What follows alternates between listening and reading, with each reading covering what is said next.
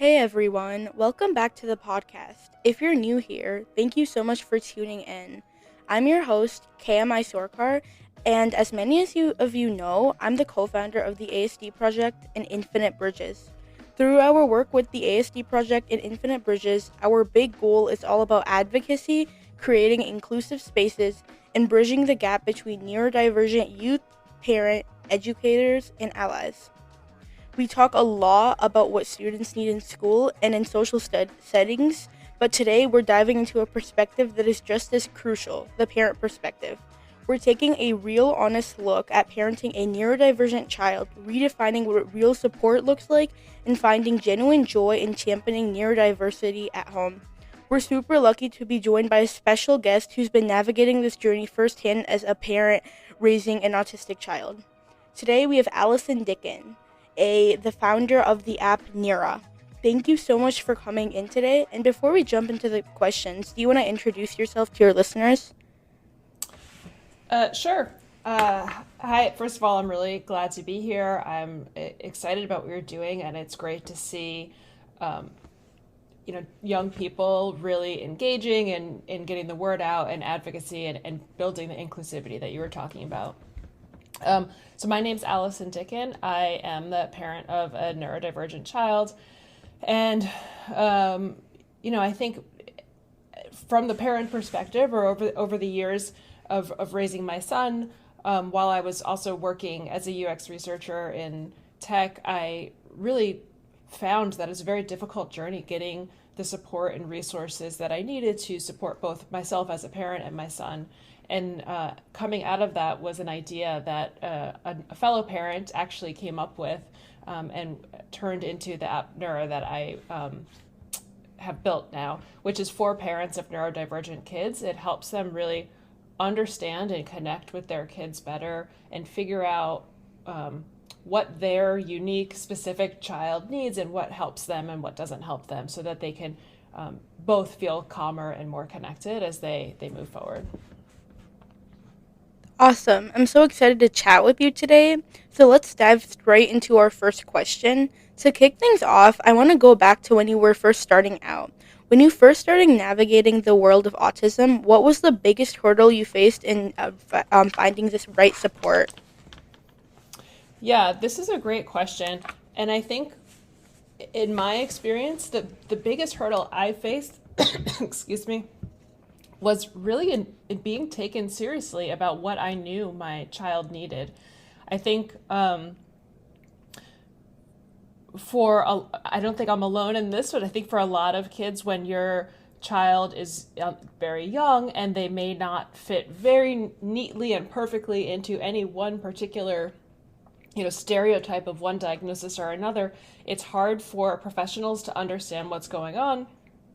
And the default response that I experienced a lot was, felt to me like a lot of judgment of my parenting. And, oh, this is just age appropriate behavior, and you need to be more consistent. You need to have firmer boundaries. You need to, have clearer rules and expectations, or whatever it might be.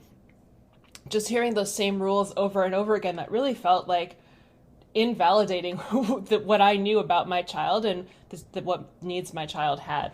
And so that was really challenging. And I think it took me quite a while to figure out and find my feet navigating that. And as I have gotten more experienced as a parent of a neurodivergent child, and as my son has gotten older and become able to, express his own thoughts and feelings more clearly, those things have gotten easier. But that really was my biggest challenge at the beginning. Thank you so much for sharing that. And hearing that really puts things into perspective. Through Infinite Bridges and the ASD project, one thing we hear constantly from families is just how confusing and overwhelming that initial entry point is. It feels like parents are expected to instantly navigate a system that wasn't built with clear instructions in the first place, and having to fight just to get a proper support creates so much unnecessary stress. And speaking of how overwhelming that system can be, there's just so much information floating around online in books and even from well-meaning people in the community. There's so much conflicting advice out there from books, schools, and the internet. How did you learn to trust your gut and figure out what actually worked the best for your child?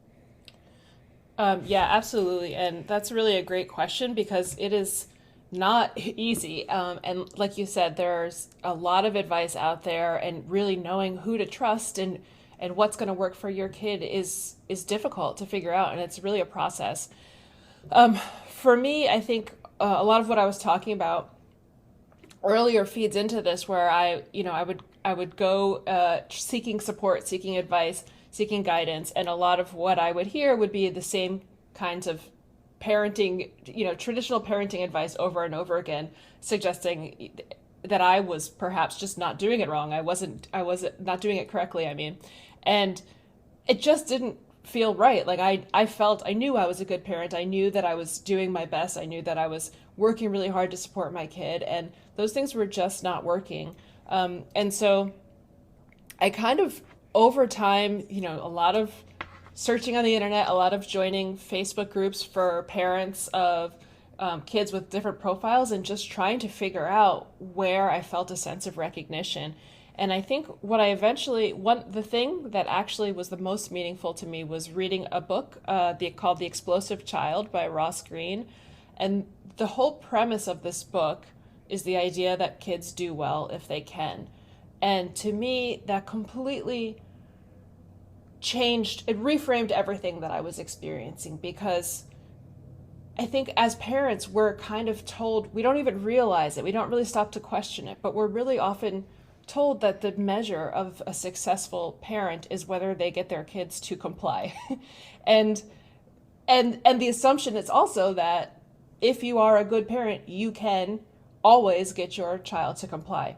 And there's a lot of problems with that, right? Because it's simply not true. No human can control another human, no matter what their relationship. It's just not possible.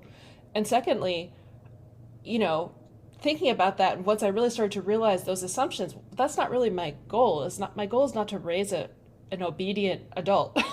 My goal is to raise an adult who knows how to navigate the world, knows how to think for themselves and figure out what they want to do and what they don't want to do, figure out how to solve problems collaboratively with those around them.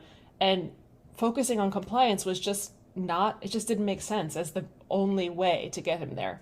So that was a real realization for me. And it also took a lot of the pressure off. So I started to be able to really say, okay, well, who is my son? Where is he right now? And really try and understand what was going on underneath the behaviors that I was seeing that were so confusing to me, and figure out, what does he actually need? How can we work together collaboratively to, support each other, and for me to support him in kind of developing the skills and the capacity he needs to be able to be successful one day as an adult. And so reading that book was really instrumental to me, and then starting to find other parents and other people who had similar points of view, and then starting to implement those ideas and seeing the tremendous difference it had on my life and my son's life as well, really kind of cemented it for me. But it really was a long process because you do hear so much conflicting advice, and you really have to learn to trust yourself as a parent. Yeah, for sure. That point about trusting your gut is like huge. And in high school, we see how much pressure there is to follow standard cookie cutter rules, but every kid's brain works differently, so standard advice doesn't just apply across the board. Realizing that you can throw out advice that doesn't fit your child must be so liberating, and that leads to really naturally into the school environment. Being in high school every day, I see firsthand how fast paced, loud, and rigid classrooms can be. Schools can sometimes be a tough environment for neurodivergent students. And what is one thing you wish every teacher understood about how to truly support neurodivergent students? Um, so I have a lot of answers to this question, but to focus on just one for today, I think it really goes back to what I was saying that I had to learn for myself as a parent, was when a child in a classroom is behaving in a way that is, disruptive, or, they're not following the rules or whatever it might be. I think it's very, it's very difficult to reframe that behavior in the moment as a teacher. And I do have a lot of empathy for teachers because they have hard jobs. A lot of public schools in this country are really operating on a shoestring, and teachers have really demanding, difficult days. And so I definitely have a lot of empathy for them. However, what I really would love teachers to do, if they are not doing it already, is really to look at that challenging behavior that they may see from a student and tell themselves, well, this is a kid who's having a hard time. Not this is a kid who's making my life harder, or this is a kid who's, messing everything up, or I'm not sure, what other ideas might go through their minds. But I think being able to see the positive underneath the behavior, and the fact that this is a kid who is trying to do their best, but in that moment there's something getting in their way. It could be sensory disruption, it could be challenges with executive function or regulating emotions, or any number of different things. But being able to look at that kid in that way really changes how you respond to the child, and really can be felt by everyone in that classroom. So if you respond to that child by seeing the best in them and trying to support them, that child feels that, and so does everyone else in the classroom, all of the other students. On the other side, if you respond to that child as though that child is a problem and difficult and, not doing what they're supposed to do, that child feels that as well, and so does every other student in the classroom. And so I think it's doing a disservice to everyone, not just that particular child, to really only focus on the behavior and not try to get deeper to what's going on and how that you can support the child. So that's the one thing that I would say would make the biggest difference. Yeah, 100%. That's like a huge core mission for us at the ASD project. And although, of course, we are also very proud of what teachers do, they've done a great job. I do wish that teachers and school staff realize that when a student is having a hard time or struggling to meet an expectation, it's not because they're trying to be difficult, but it's usually because the environment or sensory setup isn't giving them what they need to switch or succeed in that moment. Switching gears a bit to home life, society comes to love measure success using traditional benchmarks like standardized test scores, sports achievements, or typical milestones. In a society that often focuses on milestones, what small everyday moments do parents of neurodivergent kids tend to undervalue, and why are they actually a massive deal? I think that I would say my number one job as a parent, above everything else, is for my son to know deep within him that I love him no matter what, and that I'm on his side, and to not ever question that. And everything else flows from that. And so I think the thing that any parent, not just parents of neurodivergent kids, but certainly parents of neurodivergent kids as well, should really pay a lot of attention to, and recognize for what they are, is any small moment of connection and building that relationship you have with your child, because that is how if you have your goal of teaching them skills and helping them, supporting them to be successful as they grow into adults, they need to trust you. And the way they're going to trust you is to know that they can always count on you and that you're on their side. And that doesn't mean that you're not going to have disagreements, but you want to look for those small moments of connection, even if it's just a few minutes sitting on the couch doing your own thing next to each other, watching a TV show together, having dinner together, just a small few kind words that one of you says to the other. Those moments really compound and build and strengthen your relationship, and really help your child to feel more confident and capable when they go out into the world. So I think any of those moments on a day-to-day basis, we should really look for those and appreciate those, and try and make more of them to the extent we can. Yeah, that's so powerful. It's crazy how so much joy gets missed when society forces everyone to look at traditional benchmarks instead of celebrating genuine human connection, comfort, and personal growth. For teenagers, especially, going through a school day takes a ton of energy between social expectations, masking, and sensory overload. Kids face a lot of pressure to fit in at school or out in public. What does it take to make a home a place where a kid feels free to just be themselves? And what have you come to believe matters most about this?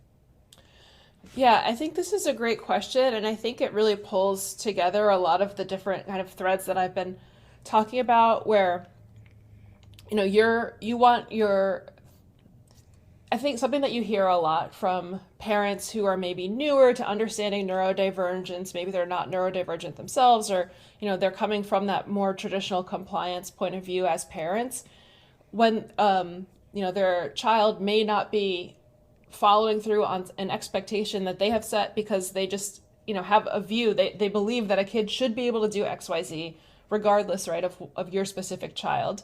And then a lot of times what you hear is, well, they need to learn. Like if we let them get away with it at home, then how are they going to ever go out in the world and be able to do uh, whatever it is, hold down a job or pay the rent or whatever.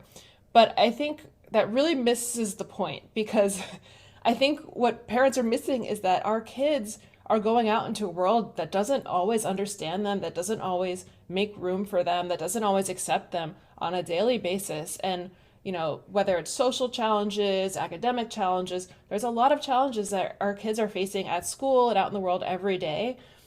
And home does not need to be a place where they get just more of those challenges, right? Home needs to be a place where they can be themselves and feel accepted and welcome and safe for themselves. And on top of that, the more that home is a place, and your relationship with your child is a place where you are fighting frequently, you're both feeling a sense of failure. The parent is trying to get the kid to do a certain thing, and the child is trying to figure out how to do it, or how to, make their parent satisfied. And they're just kind of not connecting. And so both people, both the parent and the child are feeling a sense of failure. They're feeling exhausted. They're feeling worn down. And that does not make your home a really calm and safe place of recharge. And so I think nobody's really benefiting from that situation. So when I think about my home, I really try and make focus on how can we create peace, a sense of calm, a sense of connection and collaboration. How do we build our routines and our rules and our expectations together in ways that work for both of us, and focus on that, and try and really make my home feel like it's a safe place. It's a place where no matter what, my son knows that who he is and what he is in any given moment is okay. Yeah, having home be that one place where you don't have to perform or pretend is so crucial, and feeling safe and accepted at home gives students the energy they need to handle the rest of the world. Parenting can definitely feel isolating when you feel like you're doing it without a strong support network around you. Was it difficult to connect with other parents who share a neurodiversity affirming mindset, and where did you find your best support system? Yes, this is a great question, and it's very interesting as well because, parents who use Neura, the app I built, often talk about the sense of loneliness and isolation. It is really challenging when you are going through your day to day experience. Just looks a lot different than other friends or family members you might know. The kinds of challenges that you're working through with your child, the way you're parenting them. It just looks a little maybe confusing from the outside. And so parents really often feel that disconnection and isolation when they so desperately need that support network. So it's really very common. And I've certainly felt it as well. I think when my son was younger, a lot of it initially came from, finding Facebook groups with like minded parents and just going there for support, and to just for a sense of recognition, almost just to see that there are other parents going through similar things and advocating for their kids, dealing with, these particular types of challenges every day.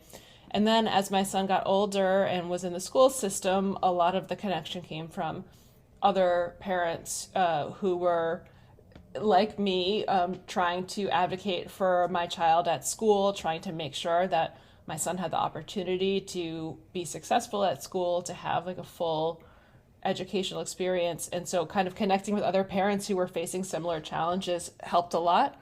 But I'll be honest, it's still a work in progress. It's still, it still does feel isolating sometimes and lonely. And so I think there really is a need for more connection among parents and among people that understand what it's like to be neurodivergent, what it's like to have important relationships with people who are autistic or have other neurodivergent profiles. For sure, finding people who actually get it without you having to constantly explain or defend your choices makes all the Mm-hmm. difference. And that's exactly why community initiatives like Infinite Bridges exist, because nobody should have to navigate this alone. Social dynamics in middle school and high school can be super complicated, and making friends can be complicated for teens in middle or high school. So, how can parents help their kids navigate social environments while completely embracing who they are? So, my son is only 8 years old. He's not yet in middle school, so I can't speak from personal experience, past experience on this, but what I can say is what comes to mind for me is thinking of myself as an adolescent. I It was very hard time for me as a neurodivergent child who didn't know the term neurodivergent at that time. And for me personally, I really spent a lot of my childhood and my adolescence really focused on what other people might think I should do or should be interested in or what was expected of me. And I almost put so much pressure on that I didn't stop to think about what I was interested in, what I wanted, what I cared about. And not really until I was in my mid 20s. And so I think, for kids who are in middle school or for high school today, it's such an important time for kind of figuring, exploring your identity, exploring different interests, and figuring out who you are. And so I think really just encouraging kids to follow their interests, whatever it is. It's so hard to not worry about judgment of other people, but the more that you can, find connection through your interests, find others who are interested in those same things, that's really a way to build a foundation to help take you through all the decisions and all of the support you're going to need as you're going into the next steps into adulthood and making decisions about what you want your life to be. So I think really taking that time to think about what you want to do, what you want to spend your time on, and then exploring that is really important. Yeah, that hits close to home. In high school, there's so much social pressure to fit into a specific mold. Encouraging students to follow their actual interests and form connections around what they genuinely love is how real, lasting relationships are built.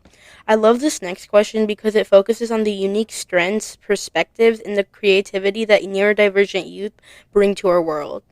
What do people often miss about how neurodivergent kids experience the world? What brings you the most pride as a parent?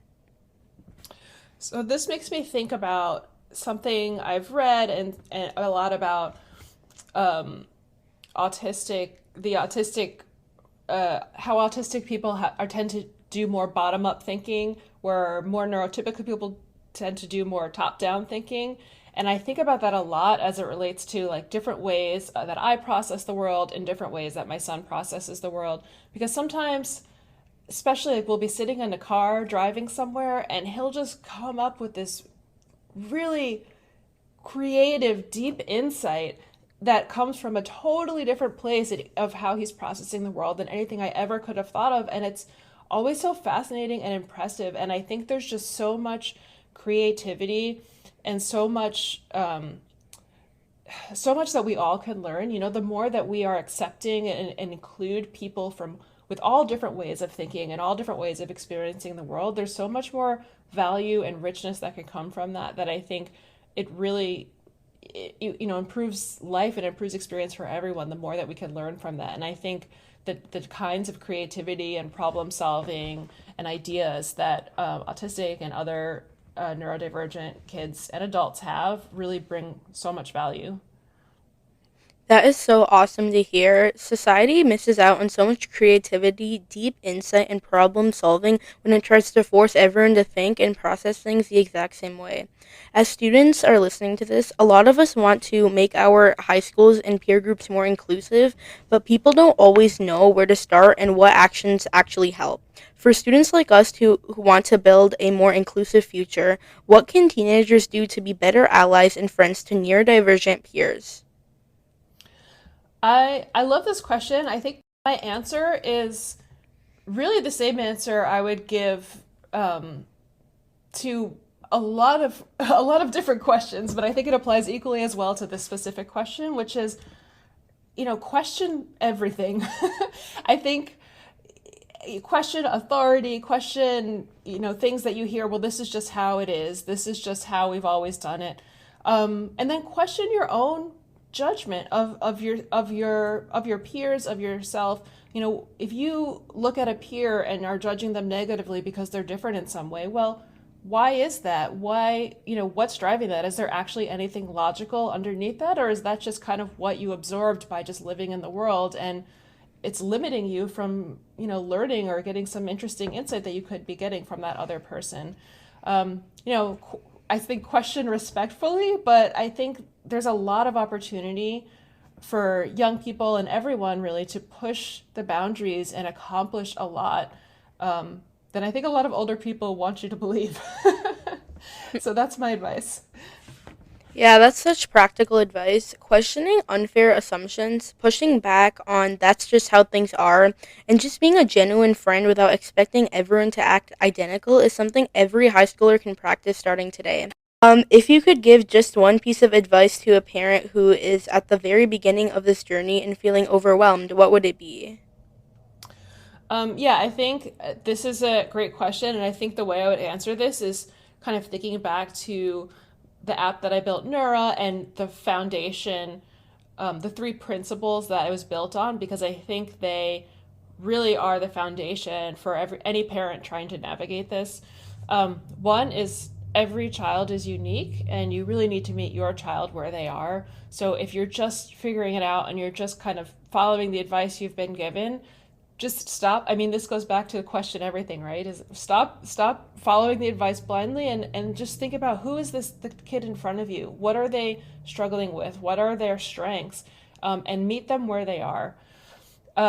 Secondly, again, another thing I mentioned earlier is kids do well if they can. So I really want parents to really believe this and to feel this, that your child wants to do well. Your child wants to be successful. Your child wants to have a positive, enjoyable, and peaceful relationship with you.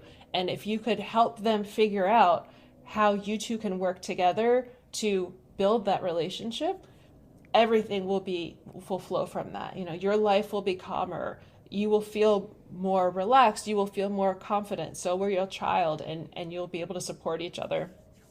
And then finally, again, going back to what I said earlier, is trust your instincts. Like, your child best, and you will get a lot of judgment. You will hear a lot of advice that just isn't going to fit you or your child.